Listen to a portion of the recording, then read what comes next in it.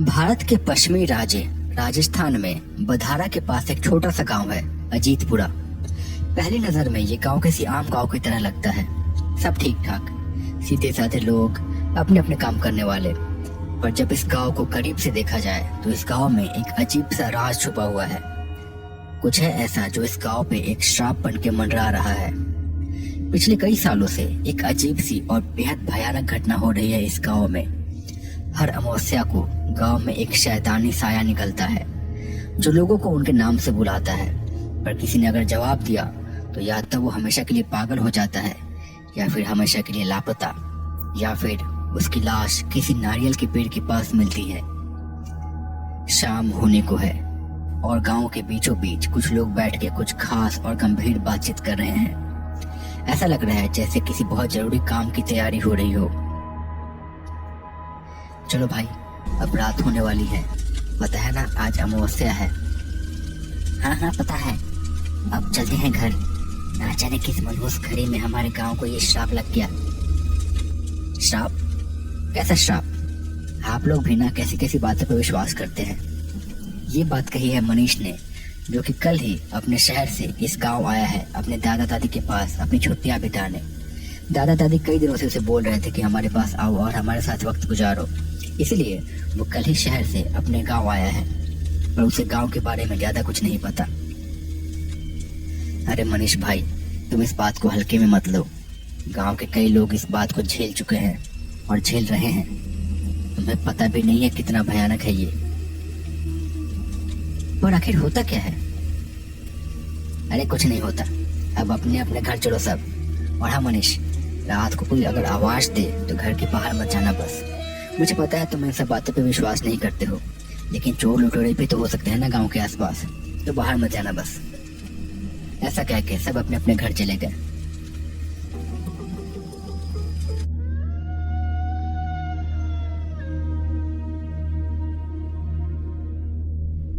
रात ढल आई।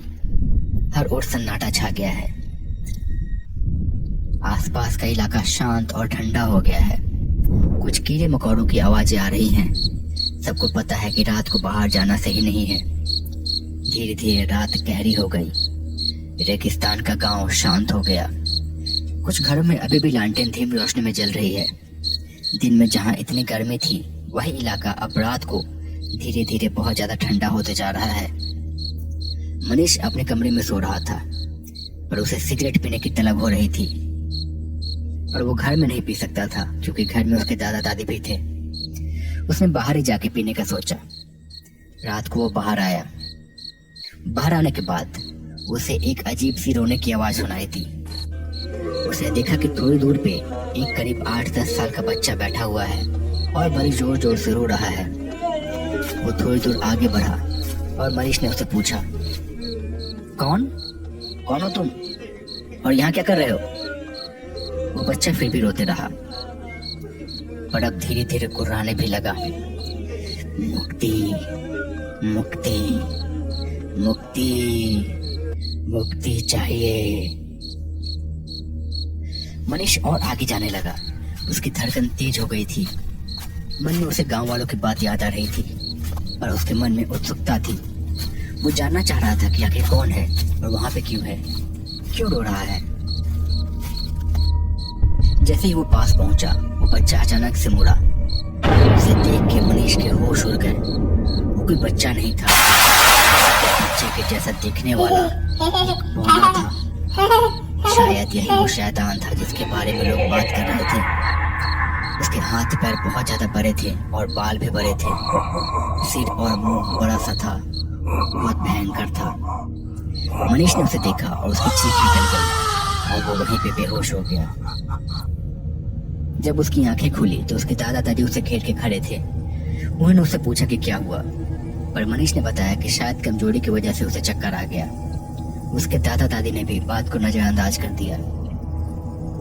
पर अगले दिन से उसकी तबीयत बहुत ज्यादा खराब रहने लगी। उसे लगने लगा कि हमेशा उसके सर में दर्द रहता है, बदन अकड़ा हुआ लगता है। धीरे धीरे मनीष बहुत ज्यादा कमजोर होने लगा। उसने खाना पीना भी बंद कर दिया। धीरे धीरे उसे देख के ऐसा लगने लगा जैसे वो झुकता जा रहा है। उसका कद धीरे धीरे कम होते जा रहा है। मनीष के दादा दादी सोच में पड़ गए। उन्हें समझ में आ गया था कि कुछ तो गड़बड़ है उसके साथ। उन्होंने पास के गांव से डॉक्टर को बुलाया। डॉक्टर ने देखा और कहा, समझ में नहीं आ रहा है कि क्या हुआ है इसे। सब चीजें नॉर्मल हैं, सारे रिपोर्ट भी सही आए हैं, पर फिर भी इसकी हालत इतनी ज्यादा खराब क्यों हो रही है। खैर, इसका ख्याल रखिए। कुछ दवाई लिख देता हूँ, समय पे देते रहिएगा। मैंने इसके लिए कुछ और भी टेस्ट लिखे हैं, वो करा लीजिए। मुझे उम्मीद है कि शायद इन दवाओं से ही ठीक हो जाएगा, वरना आगे के टेस्ट देखने पड़ेंगे। ऐसा कह के डॉक्टर वहां से चला गया। मनीष के दादा दादी उसे देखते रह गए। अगले दिन उसके दादा ऐसे ही सुबह सुबह गांव के सरपंच के साथ बैठे हुए थे। गांव में अक्सर लोग एक दूसरे के पास बैठ के बातें किया करते थे। सरपंच जी, मेरे पोते की तबीयत बहुत ज्यादा खराब हो गई है। समझ में नहीं आ रहा है कि क्या करूं। डॉक्टर को दिखाया, वैद्य को दिखाया, पर उन्हें भी समझ में नहीं आ रहा है। किसी और को दिखाना पड़ेगा फिर। उसकी तबीयत में कोई सुधार है कि नहीं? कहाँ कोई सुधार है? दिन पे दिन उसका शरीर जैसे गला जा रहा है। पता नहीं क्या हो गया है उसे। अच्छा, आपके बेटे की भी तबीयत खराब थी ना कुछ साल पहले? मुझे याद है कि उसकी तबीयत भी बहुत ज्यादा खराब हो गई थी। आपने किस डॉक्टर को दिखाया था? मुझे भी बता दीजिए, मैं भी उसे दिखा लूंगा।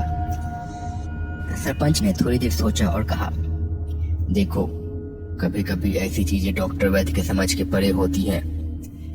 मेरे बेटे के साथ भी हुआ था ऐसा कुछ, पर तब मैंने कोई और रास्ता अपनाया था, और उसके बाद मैं एकदम चुप हूँ इस बारे में और कभी बात नहीं करता। और अब तुम्हारे पोते की जान की बात है तो तुम्हें बताता हूँ। गांव के दक्षिणी कोने पे एक तांत्रिक है। आज रात को उसके पास चलेंगे, हो सकता है वो कुछ मदद कर दे। मेरे बेटे की भी जान उन्होंने बचाई थी।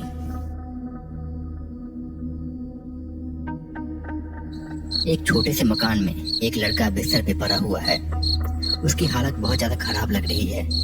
आंखों के नीचे अंधेरा छा चुका है, बदन कमजोर होते जा रहा है, सांस लेने में भी तकलीफ हो रही है, पर अभी भी जिंदा है। उसी कमरे में कुछ देर के बाद एक बूढ़ा आदमी आया और सामने बैठ गया। ना जाने क्या हो गया है तुम्हें। अब एक तू ही तो है मेरा इस दुनिया में। तेरे बिना जीने का क्या मतलब। मैं तुझे कुछ नहीं होने दूंगा, चाहे मुझे कुछ भी करना पड़े, मैं तुझे कुछ भी नहीं होने दूंगा। इसके बाद उस बूढ़े ने चुपचाप कुछ सोचा और चुपचाप फिर वहां से निकल पड़ा। रात के सन्नाटे में धीरे धीरे चलता हुआ गांव के दूसरे छोर पे पहुंचा। यहाँ एक छोटी सी झोपड़ी है। उसके अंदर से थोड़ी सी रोशनी आ रही है और साथ ही में कुछ मंत्रों की आवाज भी आ रही है। वो बूढ़ा इधर उधर देख के चुपके से अंदर चला गया। उसने देखा कि झोपड़ी के अंदर एक आदमी बैठा हुआ है। उसके सामने मोमबत्तियां जल रही हैं और कुछ निशान बनाए हुए हैं। एक नरमुंड भी रखा हुआ है वहां पे। पास में ही कुछ और सामान भी रखा हुआ है। वो आदमी किसी तांत्रिक के जैसा लग रहा है। ऐसा लग रहा है जैसे किसी बहुत ही गंभीर स्थिति में लीन है। बुढ़े ने उसके पास जाके कहा, महाराज महाराज महाराज, मदद कीजिए महाराज। बड़ी मुसीबत में हूँ, मेरा सब कुछ लुट जाएगा। बचा लीजिए महाराज, बचा लीजिए। उस तांत्रिक ने अपनी आंखें खोली और बोला, कहाँ से आया है? महाराज, अजीतपुरा का ही रहने वाला हूँ, आपके गांव का ही हूँ महाराज। बचा लीजिए महाराज। तांत्रिक ने उसकी बात सुनी और फिर आंखें बंद करके धीमी आवाज में कुछ मंत्र पढ़ा, फिर अपनी आंखें खोली। मैं समझ गया कि तू यहाँ पे क्यों आया है, लेकिन मुश्किल है, बहुत अधिक मुश्किल है। तेरा बेटा सच में बीमारी से ग्रसित है और अब बस कुछ ही सांसें बची हुई हैं उसकी। इसमें मैं क्या करूं? डॉक्टर वैद्य को नहीं दिखाया? दिखाया महाराज, सबको दिखाया। जयपुर से दिल्ली हर जगह लेके गया। आधे से ज्यादा खेत बेच दिए इलाज में, लेकिन सभी ने हाथ खड़ा कर दिया। अब बस आपका ही सहारा है महाराज, बचा लीजिए। तांत्रिक ने फिर कुछ और सोचा और कहा, देख, तेरा बेटा अंतिम सांसें ले रहा है, इसकी जीवन शक्ति खत्म हो रही है। एक काम मैं कर सकता हूँ, लेकिन ये प्रकृति के नियम के खिलाफ है और ये तामसिक तंत्र है। महाराज दया कीजिए, मेरे बच्चे को बचा लीजिए। मैं जो कुछ भी हो करूंगा आपके लिए, बस बचा लीजिए उससे। अभी उसने दुनिया भी नहीं देखी है ठीक से। तांत्रिक ने फिर कहा, इसके लिए मुझे किसी और की जीवन शक्ति छीन के तेरे बेटे में डालनी होगी। रह पाएगा इस मन के बोझ के साथ? बोल, किसी और के बेटे को मार के अपने बेटे को खुश देख पाएगा? मैं कर लूंगा महाराज, मैं सब कुछ देख लूंगा, मुझे सब मंजूर है, बस आप उसे बचा लीजिए। ठीक है, मैं करूंगा, पर तू गांव का सरपंच है, इसके बदले तुझे तेरी आंखें मूंदनी होंगी। मैं कुछ भी करूँ गांव में, कोई भी साधना करूँ, तो कुछ नहीं बोलेगा और इस रात का जिक्र किसी और से कभी नहीं करेगा। अगर किसी से तूने कुछ बोला तो तुझे पता है मैं क्या कर सकता हूँ। मुझे मंजूर है महाराज, सब मंजूर है। ठीक है, कल इसी वक्त आना फिर से यहाँ पे, मैं संभाल लूंगा, पर अपना वादा मत भूलना, वरना तुझे पता है ना मैं क्या कर सकता हूँ। हाँ महाराज, आपकी जय हो, आपकी जय हो।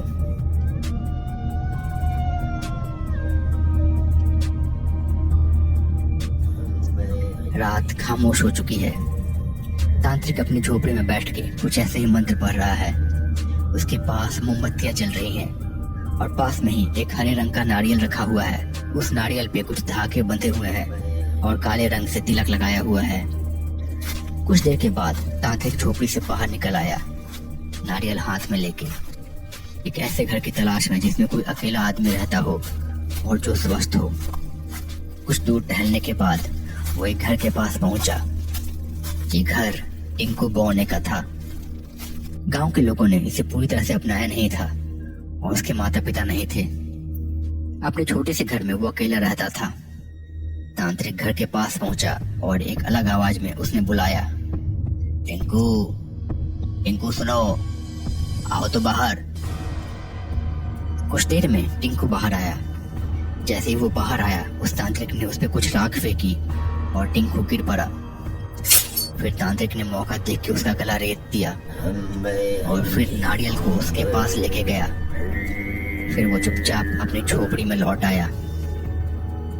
उसके कुछ ही देर में गांव का सरपंच वहां पहुंचा।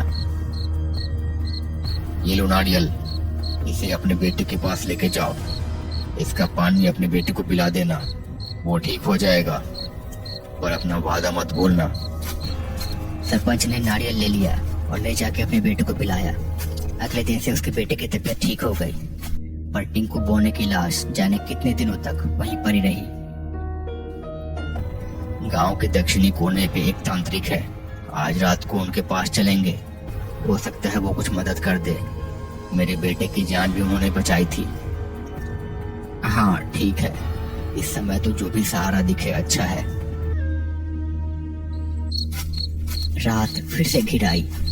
सन्नाटे में धीरे धीरे वो लोग किसी तरह से तांत्रिक की झोपड़ी के पास पहुंचे। अपने साथ जैसे तैसे वो लोग मनीष को भी लेके गए थे। उनके साथ एक और आदमी भी था जो कि सरपंच का वफादार था। सरपंच झोपड़ी में गया। उसने देखा कि वो तांत्रिक चुपचाप झोपड़ी में बैठा हुआ है, पर अब वो थोड़ा बूढ़ा हो चुका है, बाल सफेद हो चुके हैं और थोड़ा कमजोर भी लग रहा है। महाराज नमस्ते, कैसे हैं आप महाराज? तांत्रिक ने उन्हें देखा और कहा, कौन हो तुम और इस वक्त यहाँ क्या कर रहे हो? महाराज, आपको याद होगा कुछ साल पहले मैं आपके पास आया था। मेरे बेटे की तबीयत बहुत ज्यादा खराब थी, आपने उस वक्त मेरी मदद की थी। हाँ, याद आया मुझे, पर मुझे ये भी याद है कि तुम्हारे बेटे को बचाने के लिए मुझे क्या करना पड़ा था, पर अब मैंने ये सब छोड़ दिया है। उस दिन के बाद से इतने साल मैं जैसे तैसे बचते आ रहा हूँ, खुद मैं उससे छुपता फिरता हूँ। वो आत्मा मेरी तलाश में है। चले जाओ यहाँ से, चले जाओ। पर महाराज, मेरे पोते को देख तो लीजिए एक बार, मैं उसे लेके आया हूँ साथ में। तभी उस कमरे में एक आदमी मनीष को लेकर दाखिल हुआ। तांत्रिक ने उसे देखा और सहम गया। दूर करो उसे, दूर करो इसे, हटाओ इसे, ले जाओ इसे यहाँ से। ये मुझे नहीं छोड़ेगा, ये मुझे नहीं छोड़ेगा। भगाओ इसे यहाँ से, भगाओ। सरपंच और मनीष के दादा को समझ में नहीं आया कि क्या हो रहा है, पर धीरे धीरे सब साफ हो गया। धीरे धीरे मनीष के कंधे पे उन्हें कुछ नजर आने लगा, एक बेहद भयानक सा बौना शैतान। उन सबको समझ में आ गया था कि उसी की वजह से मनीष की तबीयत शायद खराब थी। वो तांत्रिक को देख के घुर्राने लगा और कुछ बड़बड़ाने लगा, बदला बदला। फिर अचानक से वो तांत्रिक की ओर झपटा और पल भर में ही उसने तांत्रिक को मार डाला और उसके बाद वो हवा में ही कहीं घुल गया। शायद उसका बदला पूरा हो गया था और शायद इसी के साथ उसे मुक्ति मिल गई थी। मनीष को भी अचानक से बेहतर महसूस होने लगा और उसके बाद गांव में कोई भी घटना नहीं घटी। शायद इसी के साथ बरसों पहले जो तांत्रिक ने बौने के साथ गलत किया था उसकी भरपाई हो गई थी। तो दोस्तों, कैसा लगा आपको ये वीडियो? अगर ये वीडियो पसंद आया है तो प्लीज चैनल को सब्सक्राइब करके बेल नोटिफिकेशन दबा के ऑल पर कर लें और वीडियो को लाइक करना ना भूलें और कमेंट में बताएं कि कैसी लगी आपको ये कहानी और यह कहानी आप कहाँ से देख रहे हैं और आपका नाम क्या है। और बताइए कि नेक्स्ट वीडियो किस स्टेट पे बनाऊं। मैं मिलता हूँ बहुत जल्द एक नई कहानी के साथ। तब तक के लिए बाय बाय, अपना ख्याल रखिए।